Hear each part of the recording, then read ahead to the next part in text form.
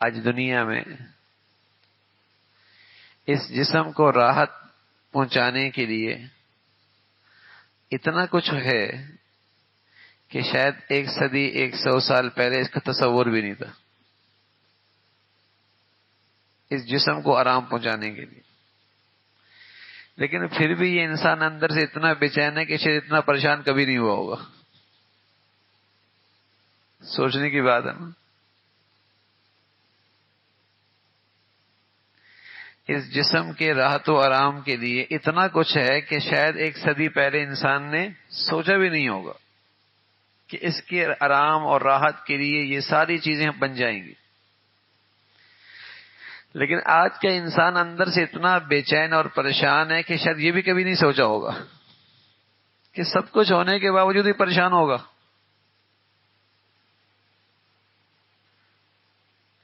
آج انسان سے غلطی کہاں ہوئی؟ اس نے پیغمبر کا راستہ چھوڑ دیا انسان کو آرام پہنچانے کا. اللہ کا جو پیغمبر اور نبی ہوتے ہیں وہ انسان کو اندر سے آرام پہنچاتے ہیں. آپ دیکھیے، آپ دسترخوان پہ ہوں، کھانا اچھا ہو، اچھی ڈشیں لگی ہوئی ہوں، لیکن آپ دل و دماغ کے لحاظ سے پریشان ہو تو مزہ آئے گا؟ آج کے انسان کی غلطی کیا ہے؟ وہ دسترخوان سجانا چاہتا ہے، کپڑے اچھا پہنانا چاہتا ہے، گاڑی اچھی لانا چاہتا ہے، گھر اچھا بنانا چاہتا ہے. اس ظاہری جسم کو آرام پہنچانا چاہتا ہے، لیکن اس پاگل کے پاس یہ غذا نہیں ہے کہ دماغ کیسے آرام، اس کو کیسے راحت ملے، دل کو کیسے سکون ملے. اب ایک آدمی ایک گھر 4000 گز پہ کوٹھی پہ ہو اور اس کے پیچھے باہر گارڈ بھی کھڑے ہوں، لیکن اسے کوئی دھمکی ملی ہوئی ہو اور اس کی وجہ سے اس کا دماغ اور دل پریشان ہو، تو بتاؤ اس 4000 کوٹھی میں مزہ آئے گا؟ اسے سکون آئے گا؟ تو اصل سکون کہاں سے شروع ہوتا ہے؟ دل و دماغ سے. اور اس دل و دماغ میں اگر سکون ہو تو آپ کو بغیر بستر کی بھی نیند آ جائے گی.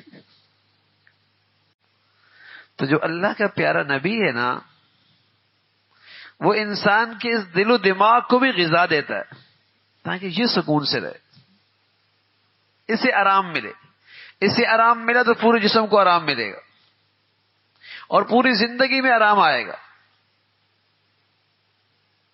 اس کو آرام ہونا چاہیے. اب مثلا آپ تھوڑی سی ایک سوچیں، آپ ایئرپورٹ گئے اور ایئرپورٹ پہ آپ کو گھر کی طرح تو بستر نہیں ملتا نا، اور گھر کی طرح کھانا بھی نہیں ملتا، گھر کی طرح وہاں آرام کی چیزیں بھی نہیں ہوتی.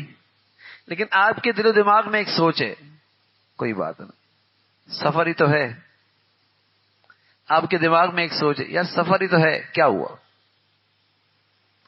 آپ کے دماغ میں ایک سوچ آ گئی، یار سفر ہی تو ہے، کیا ہے؟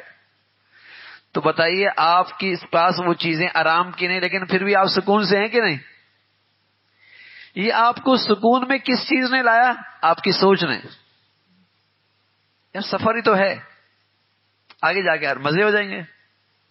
یا آپ فلائٹ میں ہیں، وہاں سونے کی جگہ نہیں ہے، کرسی بھی تنگ سی ہے،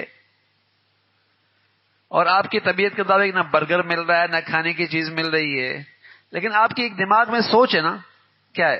یار 1.5 گھنٹے کا تو سفر ہے، 2 گھنٹے کا تو سفر ہے، گھر جائیں گے ٹھیک ہو جائے گا. سوچ ہے نا. اس سوچ نے آپ کی وہ تکالیف کیا کر دی؟ آسان کر دی. سمجھ میں آ گئی بات؟ آپ کی تکالیف کیا کر دی؟ آسان کر دی. ارے میرے پیارو، قسم خدا کی، اگر ہماری سوچ وہ بن جائے جو ہمارے نبی نے ہمیں دی ہے کہ یہ زندگی سفر ہے، یہ زندگی سفر ہے، تو آپ کے لیے اس دنیا کی زندگی میں جتنی تکلیفیں ہیں وہ سب آسان ہو جائیں گی.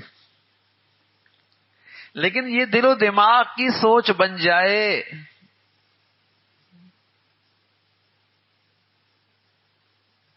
کہ یہ زندگی لانچ میں بیٹھے ہیں، یہ زندگی فلائٹ میں ہے، یہ زندگی سفر میں ہے، یہ سوچ بن جائے، اور یہ سوچ سچی ہے، نبی نے دی ہے، پیغمبر نے دی ہے، ہمارے دین نے دی ہے.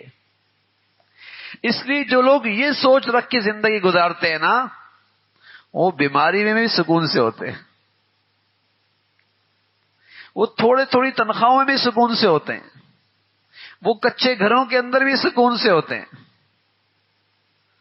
وہ معمولی زندگی کے اندر بھی مزے میں ہوتے ہیں. سوچ، اس لیے کہ ان کے دل و دماغ میں ایک سکون ہے، اس سکون نے ان کی پوری زندگی کو سکون میں کر دیا.